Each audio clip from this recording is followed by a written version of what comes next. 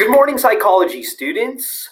Welcome to your Monday class. For a warm-up, we've got a pair check for understanding. So if you would, please pair off and access Google Classroom and take your pair check for understanding. There likely will be one group of three if you're all there today, and just make sure that you put the two names or the three names on one doc before you submit that. So go ahead, pause the video here and take the pair check for understanding. It should take you no more than about 10 minutes. I'll see you in 10 minutes. Welcome back, students. Okay, here we go. Keep up with your reading. You should be well through the personality section after today's reading, 577 to 584. You're welcome to stop at assessing personality. Today's reading should take you all the way through all four theories of personality. All right, I will create a screencast for my theory of personality. That is what you'll be working on while I'm away. So, Audrey, your theory is the psychodynamic method. Bona, you're the trait theory. Esther, you're the social and cognitive approach. And Jay Young, you're the humanistic approach. Notice it just simply repeats. So all of you have one of the four approaches or theories to personality. There are three of each and four of the trait theories. As you guys are working on this today, you are welcome to get together with each other, those of you who have the same approach to personality, and you can discuss or read together, whatever you'd like. So don't hesitate to do that if you'd like. Here's what you're going to do. Now, each of you is going to do this, not as a group. You're each going to do one of these. Let me repeat that. Not as a group. You're each going to do a screencast from your theory. You will read and comprehend your theory. You will gather to discuss with others who have the same theory, like I said. You will then write a script for your screencast. Now, again, individual scripts. Each of you will do this. It's not a group. You will make simple slides for your screencast. I'll show you what they can look like in my example. And then you will make a screencast. And then you can create 2 test questions based on your approach to personality. And then that's it. You're done. You will have a chance to work on some of this in Wednesday's class. So you are not expected to get it all done today in class. All right. So how would you describe personality? I bet at this point in our study of psychology, you're not at all surprised to hear that many different psychologists have different interpretations of how we develop our personality and what it really is that makes up our personality.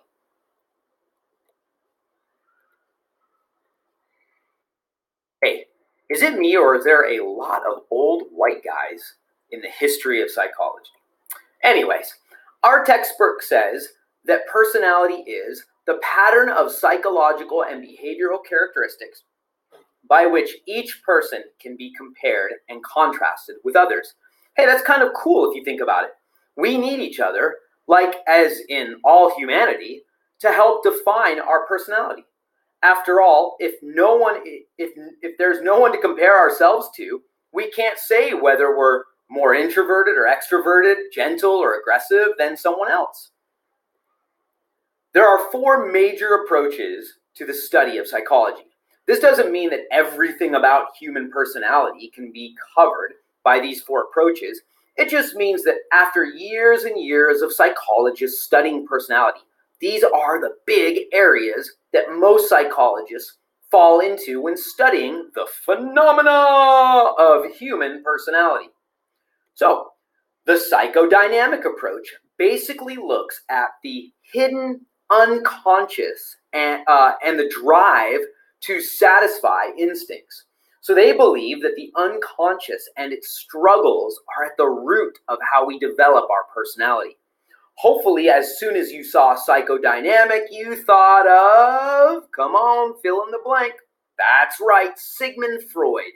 He is the father of the movement, after all. The trait approach is a bit more modern, and it basically looks at human characteristics like kindness, extroversion, humor, for example, and discusses as to how present and stable these characteristics are and how they develop and differ in quality and quantity. The social cognitive approach, it's pretty self-explanatory. They look at what humans learn through social experience and how this shapes thinking and behavior in certain ways.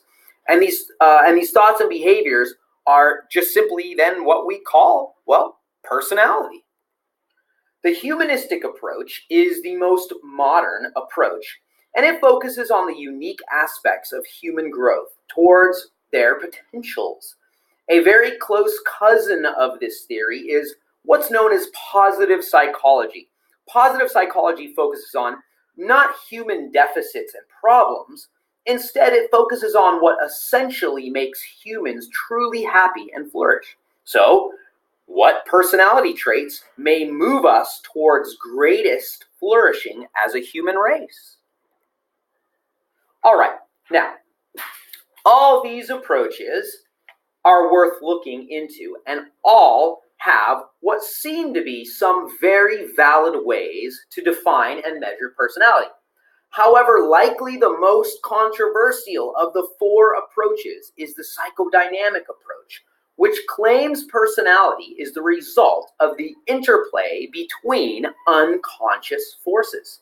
Here's how Sigmund Freud described it and how it has been taught since the psychodynamic method was invented in the late 1800s. Freud said that there is something called the id, which are unconscious forces that include our basic urges like to eat, sleep, survive, and have sex, for example. The id is our most bare, basic urges that, if left to themselves, would have us all acting like animals. Ooh, that makes me think. Which animal would you choose to be? I definitely choose to be an eagle and soar high above the earth. Anyways, the ego, on the other hand, is the unconscious part of us that keeps the id in check. So, if the id is like, oh, I like food, going to kill that man over there with the burger and take his food, the ego will be like, pray tell, what the heck do you think you're doing? It would be thoroughly an awful idea to kill that man for his burger. That is not how your mom would have done things, right? You see, Freud taught that the ego develops in a child as they learn from their caregivers and others in society how the world works, how people treat each other, and what societal norms and responsibilities are. The superego, on the other hand, is not just the ego with the red cape on. It is the unconscious part of a human that begins to really take on the role of these societal norms and responsibilities. In other words, the superego is not just saying to the id, hey, look, this is how we do things around here, so don't kill that guy for his burger. No, the superego is saying it is truly wrong to kill someone for their burger. You can think of the superego as your moral conscience, and the ego, well, you can think of that as sort of the voice of reason. So, a conversation between the three may go something like this. The id says, me want food, I kill man for burger. The superego says, OMG, no you didn't, I can't believe that you would even ever think about killing a man for a burger. You are a tyrant, a brute, an unthinkable stain on society. You should banish yourself to a dark corner of the recesses of the deepest ocean where you'll never be found again, you despicable, horrible... Well, you get the point. Then the ego steps in and says, no, now, wait a minute here, superego, just calm down. You're right, it is wrong to kill a man for a burger. Oh, wait, is that got bacon on it? Oh, well, never mind. It is wrong, but at least we were only thinking about it. We did not carry it out, and so we're okay. we're okay. We can go on living our normal lives. Now remember, students, according to Freud, this is all in our unconscious or subconscious level. Wow, what an internal conflict that would be. Needless to say, there are some concerns with good old Freud's theory of personality, well, and his whole psychodynamic method. However, there are modern versions that are less problematic. One major problem is that most of Freud's research and studies in the late 1800s and early 1900s was based on case studies. Well, like almost completely. As we learned from our early chapter of research in psychology, that's not exactly the most scientifically astute way to prove your theories. Another problem for Freud's psychodynamic approach is, in his defense, he was living in extremely male-dominated times and places, but still, Freud's theories seem very male-dominated. He's quite obsessed with sex, like a lot of men seem to be, and even believes women are envious of us males because of their, it's in the textbook. Read it for yourself. Quite frankly, his theories have been charged by many as just not being very scientific, by modern standards anyways. For one thing, they're so concentrated on human drives for gratification that they do little to address other motivators and aspects of humans that are not so, animal-like. It is important to keep in mind that Freud was very influenced by Charles Darwin's theory of evolution.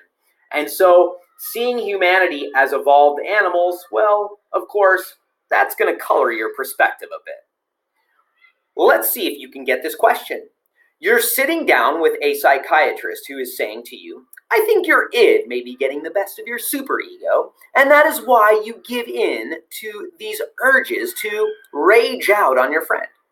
A, you can be sure she prescribes to the psychodynamic approach. B, you can be sure she prescribes to the trait approach. C, you can be sure she prescribes to the humanistic approach. Or D, you can be sure she prescribes to the social cognitive approach. Boy, oh boy, I hope you all chose A. That's right. If you ever hear anybody talking about the id, the ego, and the superego, and all of their unconscious battles and the personality character traits that manifests in each of us humans, you can be sure that person prescribes to Freud's psychodynamic approach. All right, well, that is an example of the kind of screencast that you can now begin working on. So, do not forget to make sure you do a screencast on your specific theory, and do make sure you walk through these steps to make sure you do a completed job. And keep up with the reading. Okay, so the rest of the class you have to work on your screencast. I would start by just digging into your theory, read about it, comprehend it. Then I would connect with the other students who have the same theory. You can discuss a little bit of the pros and cons of the theory with them. You can maybe get some ideas of where you might go on your screencast with them. And then I maybe, if you have time, would start writing the script for your screencast. And probably Wednesday you can work on finishing the script and completing some slides to go along with it. All right, I hope you have a great rest of your day, and I will see you Wednesday.